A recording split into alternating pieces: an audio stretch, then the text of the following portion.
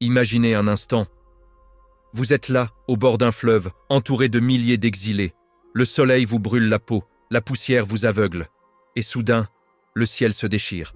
Ce n'est pas une métaphore. Le ciel s'ouvre littéralement au-dessus de vous. Et ce que vous voyez change votre vie à jamais. Aujourd'hui, je vais vous raconter l'une des visions les plus extraordinaires, les plus terrifiantes et les plus puissantes de toute la Bible.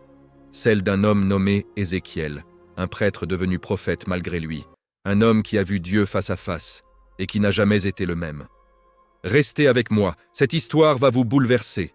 Nous sommes en l'an 593 avant Jésus-Christ. Ézéchiel a 30 ans. L'âge où un prêtre juif devrait normalement commencer son service dans le temple de Jérusalem. Mais Ézéchiel n'est pas à Jérusalem. Il est en exil, en Babylonie, déporté avec des milliers d'autres Israélites après la chute de leur royaume. Imaginez la douleur. Imaginez l'humiliation. Vous êtes arrachés à votre terre, à votre famille, à votre temple.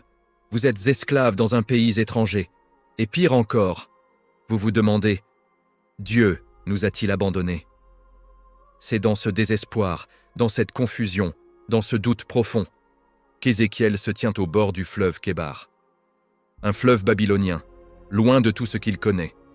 Il est entouré d'autres exilés, des hommes et des femmes brisés, fatigués, perdus. Et c'est là que tout bascule. Sans le moindre signe avant-coureur, le ciel au-dessus d'Ézéchiel explose. Non, ce n'est pas le bon mot. Il se déchire, comme si une main invisible arrachait le voile entre le terrestre et le divin. Une lumière aveuglante, brûlante, insoutenable, jaillit de cette ouverture. Ézéchiel recule, chancelant. Ses yeux ne peuvent plus supporter cette clarté. Il porte ses mains devant son visage, mais même à travers ses doigts, la lumière traverse. Son cœur bat à tout rompre. Ses genoux tremblent. Il sait, il sent que quelque chose d'immense, de sacré, de dangereux est en train de se manifester. Et c'est à ce moment-là qu'il la voit. Du nord, une tempête approche. Mais pas n'importe quelle tempête. Un ouragan de ténèbres et de flammes. Des nuages noirs comme du charbon de fer. Des éclairs qui crépitent sans cesse, illuminant l'intérieur de la masse sombre. Un feu qui ne consume rien, mais qui dévore tout de son regard. C'est magnifique, c'est terrifiant, c'est saint. Ézéchiel ne peut plus respirer, il ne peut plus bouger. Il est figé, hypnotisé, paralysé par la majesté de ce qu'il contemple. Et ce n'est que le début. Au cœur de la tempête, quelque chose émerge. 4 silhouettes, 4 êtres vivants. Mais ce ne sont pas des anges tels qu'on se les imagine. Non. Ce sont des créatures au-delà de toute imagination humaine. Chacune brille comme du bronze poli sous le feu. Chacune possède 4 visages. Oui, vous avez bien entendu. 4 visages. Un visage d'homme, un visage de lion, un visage de taureau, un visage d'aigle. Chaque créature regarde simultanément dans 4 directions. Rien ne peut leur échapper. Elles voient tout. Elles savent tout. Et leurs ailes. Oh, leurs ailes. 4 ailes gigantesques déployées autour de chaque créature. 2 ailes s'étendent vers les ailes de leurs compagnons, les reliant entre elles. 2 autres couvrent leur corps, cachant leur sainteté du regard des mortels. Ézéchiel les observe, bouche bée. Il ne cligne même plus des yeux. Il a peur que s'il ferme les paupières une seule seconde, cette vision disparaisse. Ou pire, qu'elle le consume. Ces créatures ne marchent pas. Elles ne volent pas. Elles avancent, droit devant, sans jamais se retourner. Chaque mouvement est précis, coordonné, parfait. Là où l'une va, les 3 autres suivent. Comme si elles étaient mues par un seul esprit, une seule volonté, une seule intelligence divine. Et puis, Ézéchiel baisse les yeux. À côté de chaque créature, sur le sol, se trouve une roue, mais pas une roue ordinaire. Une roue qui défie toute logique. Une roue qui brille comme une pierre précieuse, comme du béryl étincelant. Et à l'intérieur de chaque roue, une deuxième roue, perpendiculaire, enchâssée, tournant à l'intérieur de la première. Ézéchiel s'approche mentalement, essayant de comprendre. Et c'est là qu'il le remarque. Les jantes des roues sont couvertes d'yeux. Des centaines, des milliers peut-être. Des yeux qui clignent, qui observent, qui scrutent. Des yeux qui semblent voir à travers le temps, à travers l'espace, à travers l'âme elle-même. Quand les créatures avancent, Les roues tournent à leur côté. Quand elles s'élèvent, les roues s'élèvent avec elles. Aucun câble, aucun mécanisme. Juste une harmonie parfaite. Une synchronisation divine, car l'esprit qui anime les créatures anime aussi les roues. Elles ne font qu'un. Ézéchiel réalise alors qu'il ne regarde pas simplement une vision. Il regarde le trône mobile de Dieu, le véhicule du Très-Haut, la manifestation de sa gloire, de sa puissance, de son omniscience. Et cette prise de conscience le glace jusqu'aux os. Levant les yeux, Ézéchiel découvre quelque chose d'encore plus stupéfiant. Au-dessus des créatures, au-dessus des ailes battantes, s'étend une immense voûte, une étendue transparente, scintillante, comme du cristal poli, ou peut-être comme de la glace parfaite. Elle reflète la lumière divine, la multiplie, la disperse en 1000 éclats aveuglants. Les ailes des créatures se déploient sous cette étendue, battant avec un bruit assourdissant. Un bruit comme le rugissement des océans déchaînés, comme la voix d'une armée en marche, comme le tonnerre du Tout-Puissant lui-même.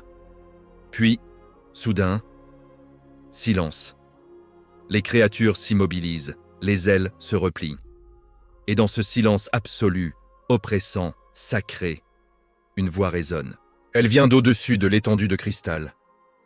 Ézéchiel lève les yeux, et son cœur s'arrête.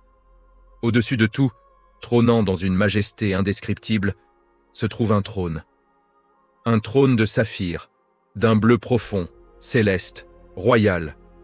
Et sur ce trône, une forme, une silhouette, quelqu'un qui ressemble à un homme, mais qui n'est pas un homme. De la taille jusqu'au sommet, il brille comme du métal en fusion, enveloppé de flammes. De la taille jusqu'en bas, il est enveloppé de feu, une lumière éclatante. L'entoure, semblable à un arc-en-ciel après la pluie. Beauté, sainteté, puissance, terreur. Ézéchiel comprend, il est en présence de Dieu. Les jambes d'Ézéchiel cèdent sous lui. Il tombe face contre terre, tremblant de tout son être. Il ne peut pas soutenir ce regard, il ne peut pas supporter cette gloire. Il est écrasé par le poids de la sainteté divine. Et c'est là qu'il l'entend, la voix. « Fils d'homme, lève-toi. » Ce n'est pas un ordre dur, c'est ferme, c'est clair, c'est paternel. Mais Ézéchiel ne peut pas bouger. Alors l'Esprit de Dieu le saisit, le relève, le met debout. Il se tient là, chancelant, le souffle court, les yeux baissés. « Fils d'homme, je t'envoie vers le peuple d'Israël, vers une nation rebelle qui s'est révoltée contre moi. Eux et leurs ancêtres m'ont trahi, jusqu'à ce jour même. » Ézéchiel sent la peur monter en lui. Le peuple d'Israël est têtu, orgueilleux, désobéissant. Ils ne l'écouteront pas. Ils le rejetteront, peut-être même le tueront. Mais Dieu continue. « N'aie pas peur d'eux, Ézéchiel. Tu es entouré de ronces et tu marches sur des scorpions. Mais ne crains rien. Tu leur diras mes paroles, qu'ils écoutent ou qu'ils refusent, car ils sont rebelles. Mais toi, fils d'homme, ne sois pas rebelle comme eux. » Ézéchiel tremble. Puis, devant ses yeux, une main apparaît. Elle sort de la gloire divine. Et dans cette main, un rouleau, un parchemin. Il se déroule lentement, et sur les deux faces, des mots sont écrits. Des mots de lamentation, de deuil, de malheur. « Fils d'homme, mange ce rouleau, mange ces paroles, puis va parler au peuple d'Israël. » Ézéchiel ouvre la bouche. Le rouleau touche ses lèvres, et étrangement, il a un goût sucré, comme du miel, doux, nourrissant, car c'est la parole de Dieu. Et même si elle contient des avertissements terribles, elle reste sainte, vivante et vraie. Puis, l'Esprit saisit Ézéchiel et le soulève. Derrière lui, il entend un grondement immense. La gloire du Seigneur se met en mouvement. Les ailes des créatures battent avec puissance. Les roues tournent, chantant une mélodie céleste. Si l'or pouvait chanter, ce serait ce son-là. Ézéchiel est emporté, transporté, ramené parmi les exilés. Il retombe parmi eux, le souffle coupé, le cœur battant, l'esprit bouleversé. Une colère brûle en lui, une amertume, car il sait désormais ce qu'il doit faire.